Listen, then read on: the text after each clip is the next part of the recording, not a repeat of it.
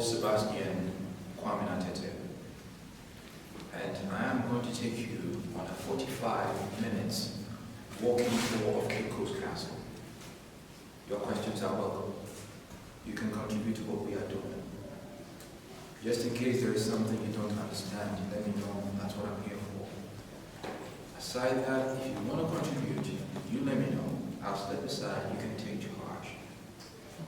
Only that the tour needs to take about 45 minutes maximum to about an hour. That is fine with me. But anything more than that, I am blaming all of you for it. This place was built in 1665.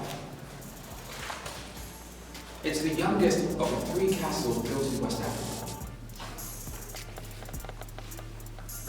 And the first castle that was built is at the moment about 538 years.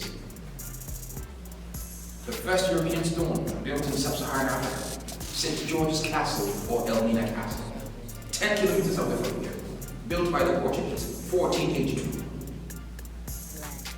There's another one in Accra, 1661, 358 years, built by the Danes. It was originally built as a slave castle. Cape Coast Castle was built in 1665, 354 years by the British. But they built this place at the time when the slave trade was at the highest level. Because of that, the dungeons here were built bigger to hold about 1,500 people at a go. The people were brought in from several parts of Africa, but the biggest number came from West Africa. From so many West African nations, African men, women, children will have to walk. They walk all the way down here, and when they find themselves in the various slave ports, before they send them into the dungeons, group of people that arrived in the ports were owned separately by lots of British companies or other European companies. So they would put metals with initials of the companies and them into fire. It enters their head. They will pull it out. Before the metal goes to any part of the human body, they apply oil to that very spot. The people will be branded. After branding them, they will bring men here, women in the women's dungeon, children in the women's dungeon. But those that died from shock of that burning iron will be thrown into the sea.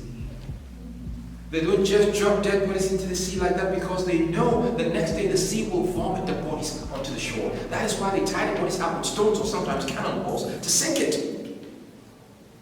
But starting from this room all the way down to the inside will be the male dungeon with 5 compartments in it. 5 rooms, 1,000 people. Mathematically, you and I will say that each of the 5 rooms will hold about 200. This is where they will sleep, where they will defecate, with food blankets placed all around.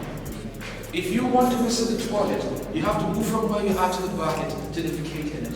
But for 24 hours and 3 months of their stay here, the people were always in shackles and chains. These holes were the only source of light and air, without nets covering it. So flies always entered the dungeons. Mosquitoes, houseflies, cockroaches, and all kinds of stuff, spreading diarrhea, malaria, fever, and other diseases. You make an effort moving from where you are to the bucket, but the shackles and chains of you slows you down. The population slows you down. You have diarrhea. What's going to happen? Majority of the people will just sit where they are. They will defecate, urinate, and stay at the same place. And they were fed twice every day. If you have to eat, you eat in your mouth. How much food can your palm hold if you are eating in it? Which means whatever that was given them was not to satisfy them, but to keep them going. But the hand they used to eat it was never washed because the people were made to have their last bath at Asima's slave market, about 31 kilometers away from here, where they had a slave river. So you take your last bath, you walk from there to here. By the time you find yourself here, you are sweating with dust all over you. You are filthy. The floor of the dungeon was cleaned up bit by African servants. But when the slave trade was almost over, the Europeans decided to stop cleaning. So they send the people out. These are the servants coming to clean the place up. They will be ordered to cover everything up with dirt or sand. They bring the people back to sleep on top of it. And at that time, as the people moved up and down, the waste was all the way up to their ankle level. In this room now, we are standing on the very original floor of the dungeon. Because this place was excavated in the year 1974 by the archaeological department from the University of Ghana. But in the other rooms, everything we are going to go on is what I call the DNA of the Africans that were made to statements some years ago. Because of the darkness here, whenever they sent people out, they went partially blind. They couldn't see properly. Plus, in the castle, there was the first church of England built in the whole of West Africa in it. And the church was built above the male dungeon. And the church was built above the male dungeon. And the church was built above the male dungeon, where the Europeans would stay there worshiping God, and as they did, people were here going through all these things. And together, Christianity and slavery went on here for almost 200 years. So what do we make of that? People most of the times will sit forward and they'll be like, "That's the reason why I do not go to church." It's understandable, because the hypocrisy is insane. But let me tell you all, human beings always hide behind religion and do crazy stuff in the name of religion. Is it the doing of the religion, or it's people that always do it? That is why I tell anybody that comes around that if you belong to a certain spiritual body, it's always supposed to be about your heart, how you feel about it, and what you use that thing to do in other people's lives. That's all that matters. Any question? Let's continue down this week.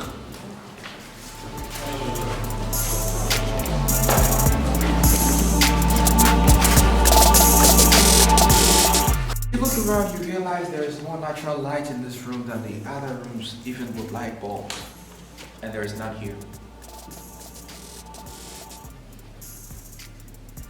It's because of that window, and it's because the exit for the African men was here. But ladies and gentlemen, what you see here is a shrine, an active one. People still come here. They offer sacrifices, they perform rituals here, and everything. This was not here during the slave trade, because the chiefs that gave the land out to the Europeans at that time had come to realize the Europeans are fast developing this area, and so they had to take this out of here quick, because they know that after developing this area, they will never get a chance to come here and worship anymore. This stayed in the town until 1960, when Ghana became a republic after independence in 1957. The chiefs realized that the Europeans have left, they will never return here, not to talk of this very castle. So they decided to bring this back to its original place after building this very altar. And this is what we call African traditional religion. Now, if we talk of African traditional religion, it is when people believe in the existence of the Supreme Being, worshiping Him through lesser gods, believing in the spirit of these gods, living things of nature, which means you are literally worshiping your Creator through His creation. But at the back of this one, you see this very thick wall. This has never been a part of the original construction. Then it means there must be something hidden at the back of it. And that happens to be an entrance of an underground passage that connected the male dungeon and the door of no return about 70 meters. So the men that will make it stay here, when the ships come, all of them move through the tunnel. Late in the night when the whole town is very quiet and asleep, that's when they move them. You will go through the tunnel about 70 meters, end up at the door of no return, and by the time you find yourself there, you are so weak as a man that you don't have the energy to fight and free yourself. Why? Because when people are walking through tunnels, getting oxygen to breathe in is very cumbersome. At the same time, there is heat trapped in there, and your body generates heat as you move. Imagine 1,000 people moving through the tunnel. And it was dark, so you need lanterns to be able to see your way through the tunnel. The lanterns they used has got fire. Fire generated heat, so it made it much hotter. So you do the math. But they blocked off the underground passage at every exit point around 1833, when the transatlantic slave trade was abolished amongst all British colonies in West Africa. But the slave trade that originally started in the world was abolished in England in 1807. Only that abolishing the legal slave trade rather gave room for illegal slave trade to go on in the world. And in the United States of America, it ended in 1865. For us around here, it ended 1833. Now, wonderful thing is, if you look on the other side, you will see wreaths made of plastic ribbons all over. These were brought here by Africans from the diaspora. They always bring them to pay their respect to their ancestors. That's why it's all over the place. From here, we are going to see the other side. That is the condemned cell. After the condemned cell, we are going to go up and see where the Europeans lived, and afterwards we're going to go back down. We'll see the church built above the dungeon. We'll walk on top of the underground tunnel. We'll see female punishment cell, female dungeon, and then we'll talk about the door of no return. That is where we are going to call it a day. Please come with me. Let's go. Sorry?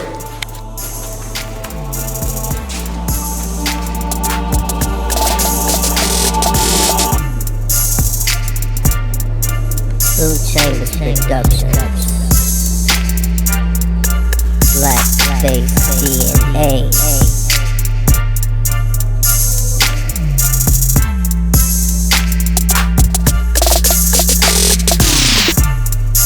Blue Chambers Productions. Blackface DNA.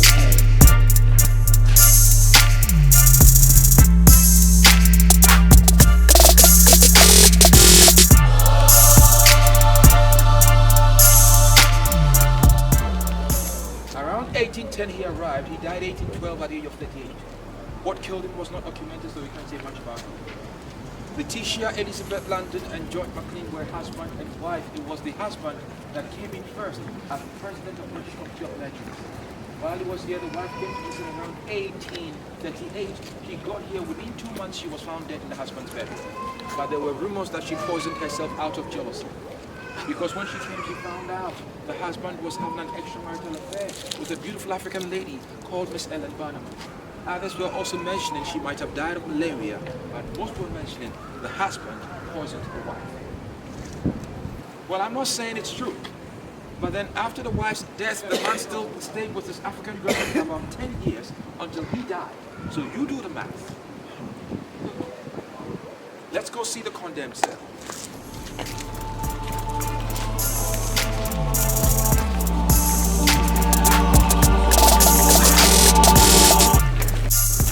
Copper on the outside and pine wood on the inside.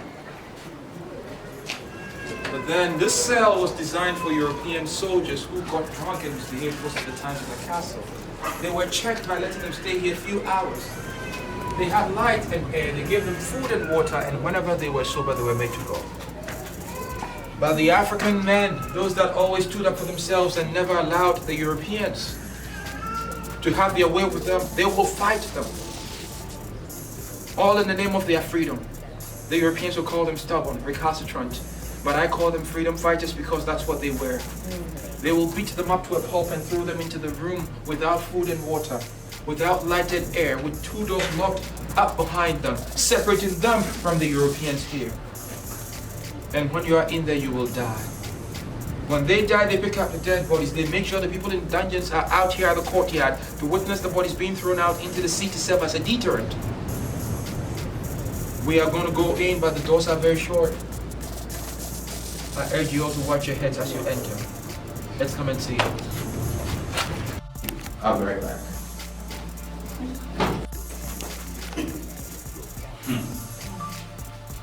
As I said, only African men found themselves here.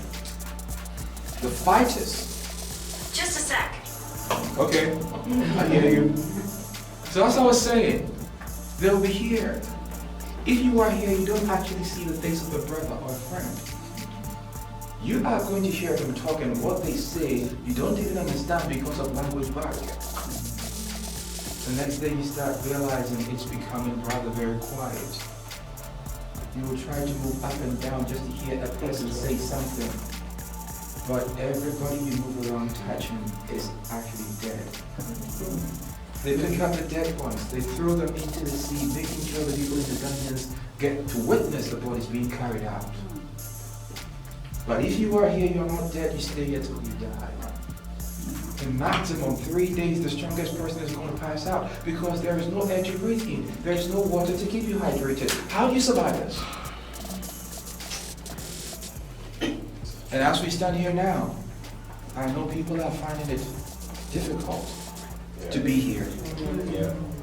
Let's watch our heads and exit. Let's go.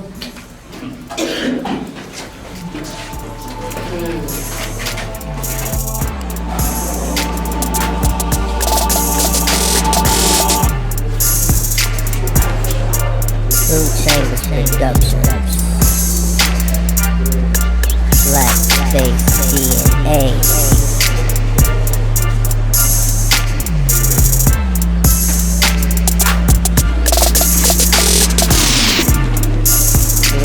Chambers Productions. So, wonderful guests. This place looks very nice. I know everybody thinks that, well, this was where the Europeans would just have fun and stuff like that, or this was the church the Europeans had. But this wasn't a church, this was not a fun place. This was a market where the Europeans auctioned off everything. So right here, there'll be doctors and nurses who are European. All these merchants will be here. Middlemen will bring people.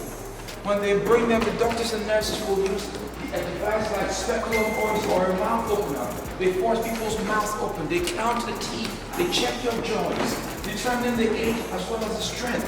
People that are fit to be bought will be bought. Those that are not fit to be bought, the person that brought them will have to take them back to where they brought them from. But they're not going to let them go. They're going to keep them. And then afterwards, they will send those they want to buy down to the port there. They will burn it there and they will send them into the dungeons, awaiting arrival of slave ships. So this was where all the trading in Cato's castle and dungeons actually went down. Let's go, let me show you where the governor lived. And then we're going to go back down to Cuba.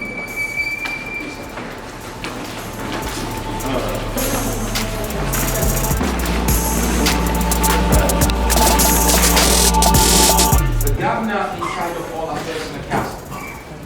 He lives here without his wife and children, with 9 windows on the living room, 5 on the bedroom, 2 at the main entrance, 16 windows.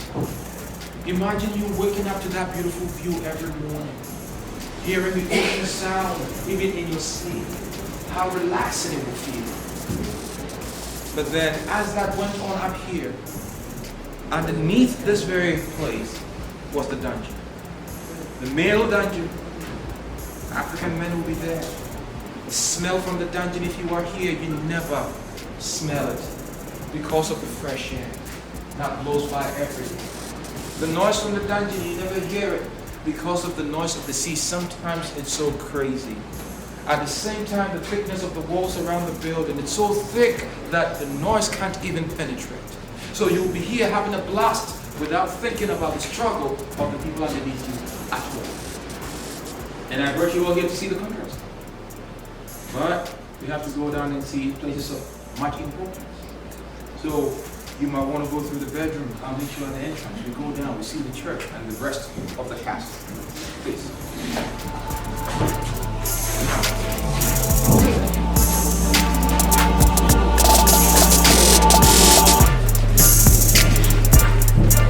Food Chambers Productions. Black Face DNA. This was the first church of England built above the men's dungeon, where the Europeans worshipped. And as they worshipped, African men were just underneath them, going through that whole lot. Well, when we go down this way, this view is so nice that I am compelled to giving you all the next 180 seconds for pictures, and then we continue. So please, if you want to do some pictures, this is your time. If you want to do some pictures, Food Chambers Productions. Black Face DNA.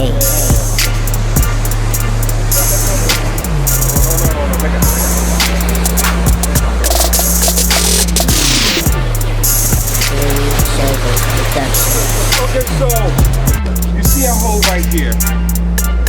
Black space DNA. It became a water system after the slave trade. When the underground tunnel the men walked through from the male dungeon to the door of Dorotin was blocked off at every exit point. But originally, European soldier will stay here, another will stand here, with a gun checking on the people that are moving. All these panels and tunnel walls are made of cast iron, used in protecting this building from attack. Who are the attackers? Other European nations who also wanted to come here and make some good money. When they come and they are interested in your place, they fight you. When they defeat you, they take your place. They also use it. That is why this land was occupied by about 5 European nations. The Portuguese were here. The Swedes were here. The Danes were here. The Dutch and the British. The British were actually the last people to be here from 1664 till 1877, when they decided to leave Cape Coast for Accra and never returned. And immediately they left Cape Coast for Accra, they took the capital of Ghana from Cape Coast to Accra. 1877. But the first capital of this nation was Cape Coast. This is where everything started in Ghana.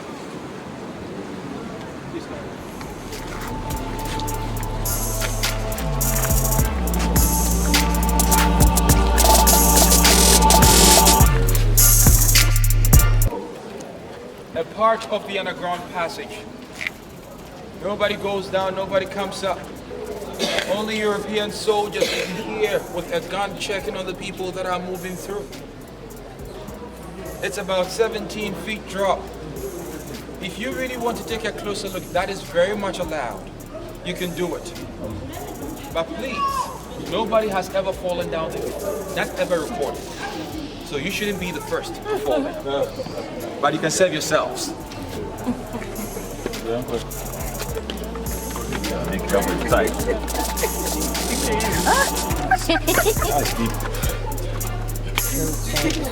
Here, Kofi.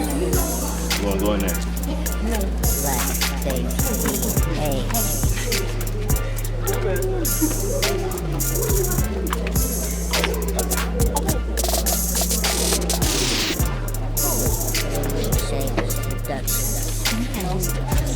It's not to go down. Only just for gun to shoot.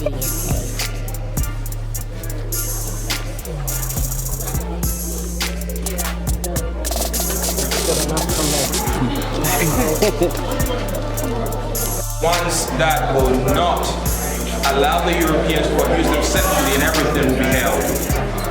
You can't put people in the dark dungeons in field, sleeping beside their piss and poop and everything, and the next day you say, I'm going to have them. They will not allow it. So they will bring them here to sober them up. They will be here for about a week maximum. They get food and water once a day through that hole. And this was their source of light, and here at the same time, the hole here was where they had to defecate and urinate whilst in the cell. This place held 6 women maximum. But please, some of them will arrive here today, the next day there is a ship they will have to leave. Some of them go there, stay there a week. They go back to the dungeon, stay there a week or more before a ship will arrive. Some will come here a day or two, they'll be dead. They throw them into the sea. It depends. Let's see the female dungeon.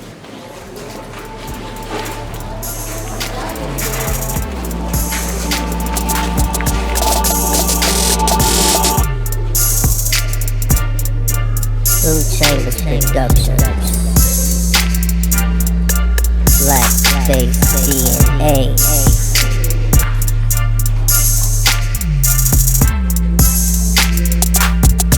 We are in the female dungeon with 2 separate rooms. This one and the one on the opposite side. Each room holding maximum 250 people, both women and children. While they were here in the dungeons, the men, the women, the children, they all had pieces of cloth around their waist. And that's all they had for 3 months of their stay here, 3 months aboard the ship till they made it out. And while they were here, they never took a single shower because they had already taken their last bath at the slave river.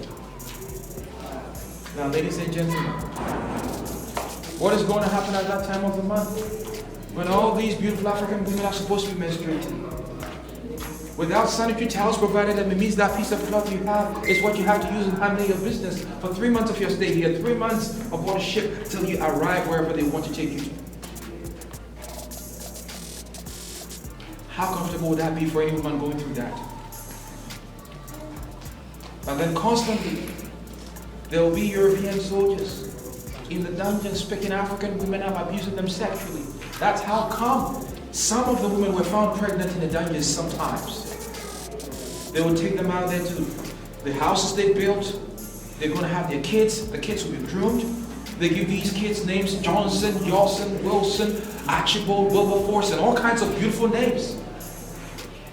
They groomed them. They grew up becoming interpreters, clerks, and other things, bridging the gap between the local African communities and the European communities. But what happened to the mothers? If they like you that much as a woman, they keep you outside. If they don't, they bring you back and they ship you abroad. What about those women that were found pregnant aboard a slave ship en route to the destination? If you find yourself at the bottom of a deck, there is someone at the top who is probably seasick. They will vomit. Others will defecate. People will urinate. All that waste will drop from the top to the bottom, taking them 6 weeks or 3 months to arrive at their destinations. That is why by the time the ship made it to the destinations, out of 100%, about 40% of the people aboard were said to be dead. And whether people died or survived, either ways the Europeans were making money, all in the name of insurance. And here in Africa, they were not buying Africans with money. But on the other side of the world, people were paying hundreds and thousands of dollars to buy African men and women. That is why the transatlantic slave trade is said to be one of the most profitable business that ever existed on the surface of the earth.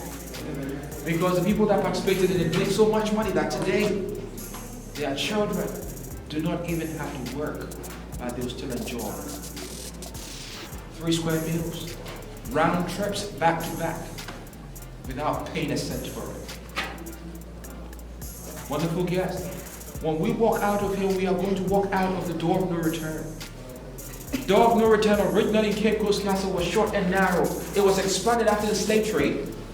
But then whenever people walked out of the door, everything they had as Africans was taken away from them, starting from their names, dignity, family, property, everything.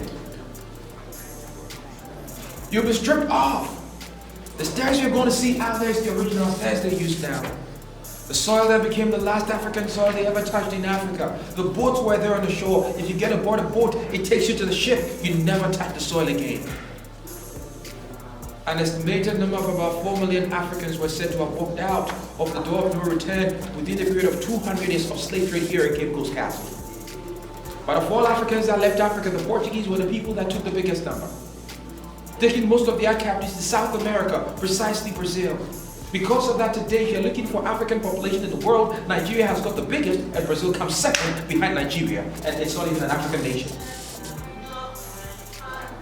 The British come second, 26% out of 100.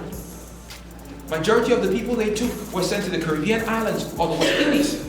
A fewer percentage to the United States of America. Wonderful people, we are going to walk out of the door of no return now. But this is what I want you all to know. There are some of us here, ever since our ancestors were taken from Africa, this is our first time of being here. Your ancestors walked out of that door and never came back. But when you go out, be sure to know you are going back to the castle. And you going back to the castle, it's not for you. It's not for you because someone laid the foundation for you to be here today. So when you go out and you return, please give the thanks to those that survived for you to be here now. That's why I'll tell you that when you walk out there, if you want to say a prayer, the spirit of your ancestors or anything like that, feel free and do that. Then we go back in, we bring the total one. Let's do it.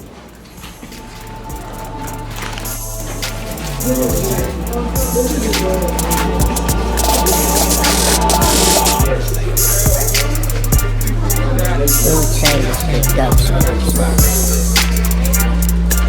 Blackface DNA.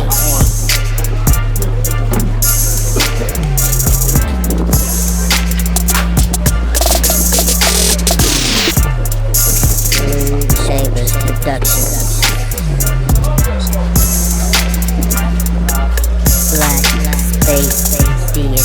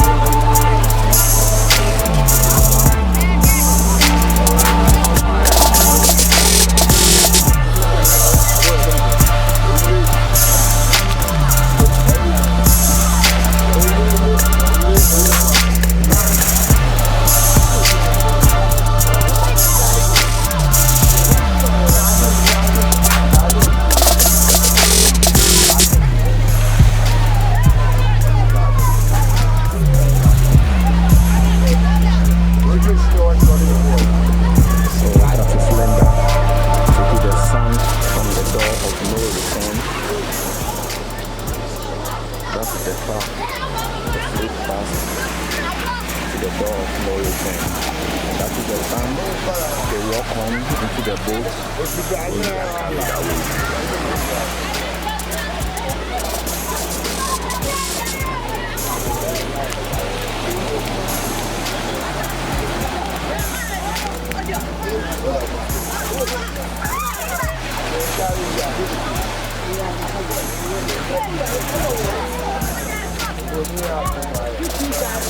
Yeah.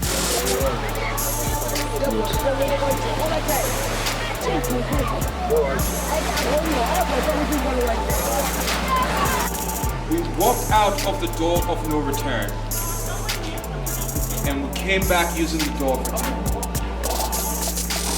The door became the door of return when Africans that were taken out of Africa to several parts of the world at some point became free people and decided if we are free, let's travel back to Africa and celebrate our freedom in Africa.